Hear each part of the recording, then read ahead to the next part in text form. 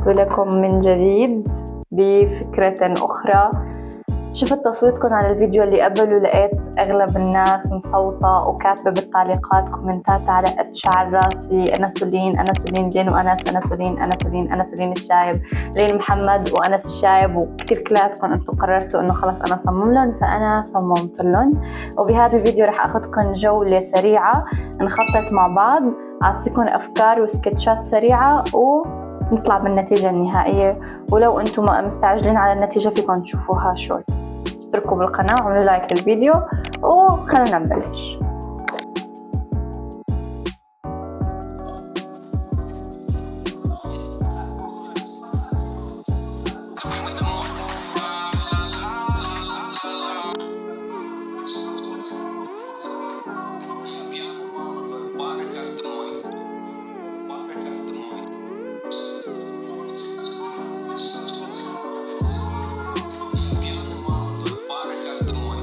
انتوا بتعرفوا انه زتة الالوان هاي اللي بعملها هيك وبتكون احلى شي بالفيديو، هي اكتر شي بيعجبني. انتوا بتعرفوا انا كم مرة بزت الالوان، يعني يا ريتني كنت عم صور انا وعم بتحرك، بس الالوان منتشرة في انحاء الغرفة، على السرير وعلى الارض وعلى الوسادة وعلى المكتب واسفل القاعدة.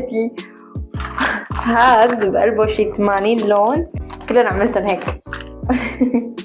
انظروا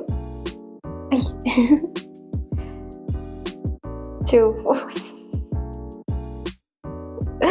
مبدئيا هذا الاوتفيت تبعي، انتم ما بتشوفوا الجزء السفلي، بتشوفوا بس الجزء العلوي.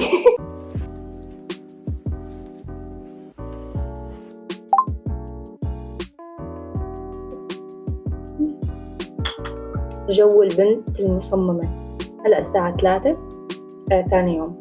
تفكرين وصلت؟ طبعا لا ما وصلت. وهلا رح اكمل بالشغل على التصميم من اول وجديد. انا جبت هاي علبة الالوان من فترة، فيها 80 لون، وبعد ما اشتريتها ومع الاسف استخدمت منها يمكن كم لون بالفيديو اللي قبل، يعني اكتشفت انه هي ما فيها بني، وهي الالوان القديمة ناشف فيها كل تدرجات البني، فانا بحاجة لون بني لتصميم اليوم وما في عندي بني. فأنا تواصلت مع المكتبة وحكيت لهم إنه أنا هيك صار معي، وإنه أنا فيني بدلها بالأكبر، إنه في عندنا هنا تدرجات أكبر وفيها أكيد تدرجات بني. وورجيتهم إنه هي ما فيها ألوان، وانقطع على الإنترنت على حظي. فأنا ما رح أقدر أكمل هلأ فيديو اليوم، يمكن بتوقع بكرة أو اليوم بالليل ممكن كمله لبين ما بدلها وجيب التدرجات البني، لأنه تصميم اليوم أنا بحاجة بني وما بعرف شو بدي أعمل صراحة. وحتى تدرج زيتي ما في غير تدرج واحد، وأنا بدي كذا تدرج. يس. ثاني مرة انتبهوا انتوا عم تشتروا ألوان وركزوا انه الشغلة مو بس نجيب الشغلة، بدنا نعرف نحن شو لازمنا ونجيب على هذا الأساس. بس لقد جربت الألوان. أنا يا ريتني مصرة على أهدافي مثل ما أصريت على أني بدل الألوان. شوفوا بكرة موعودة بجيد صديقة، ولأنه أنا عارفانة بكرة حأذيه كتير معه، فبدي خلص اللي علي، بدي أنجز. فأنا كتير أصريت على أني بدلها، وفعلا بدلتها، وهاي فيها كتير تدرجات بني ومليانة تدرجات. شوف كتير كتير كتار. هي حلوة وسعرها حلو والأمور طيبة وأنا طيبة، وخلونا نبتدئ في العمل. فينا نشوف حالة الأوضة صح؟ تعرفوا إنه هاي الحالة صارت 3 أيام أنا عايشة مع فوضى، بس الجمال بالنهاية خلاني هيك أحس إنه هيك برافو علي. فينا نشوف التفاصيل الحلوة مع بعض. شوفوا لي التفاصيل الجميلة يلي عم حاول أبرزها بالرسم، بس عم بيكون الموضوع شوي صعب علي. إيش رأيكم؟ شوفوا لي التفاصيل، هيك مثلا هيك جذور الشجر على الكمام على الأب عندكم هون. شوفوا استخدمت هيك شي مثل فايب الحوريات، أنا حبيته. اكتبوا لي رأيكم بالكومنتات، فيكم تشوفوا النتيجة بالاي اي.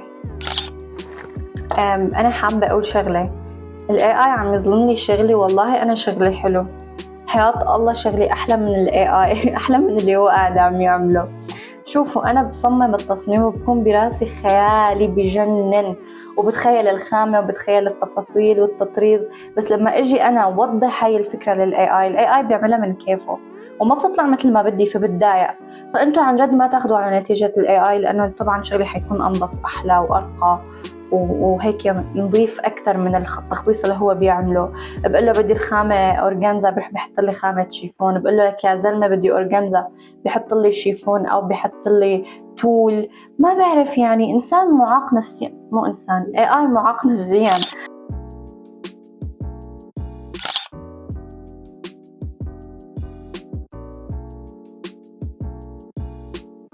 ودلوقتي صرنا بعد يومين ووصلنا لنهاية الفيديو، وشكرا كتير على تفاعلكم على فيديو الريلز. كتير عجبكم الموضوع وكتير حبيتوا السلسلة وحبيت تفاعلكم عليها.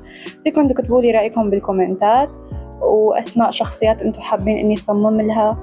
وبس لا تنسوا تعملوا لي لايك وشير وسبسكرايب لحتى تشجعوني أكتر اني أكمل ونوصل مع بعض.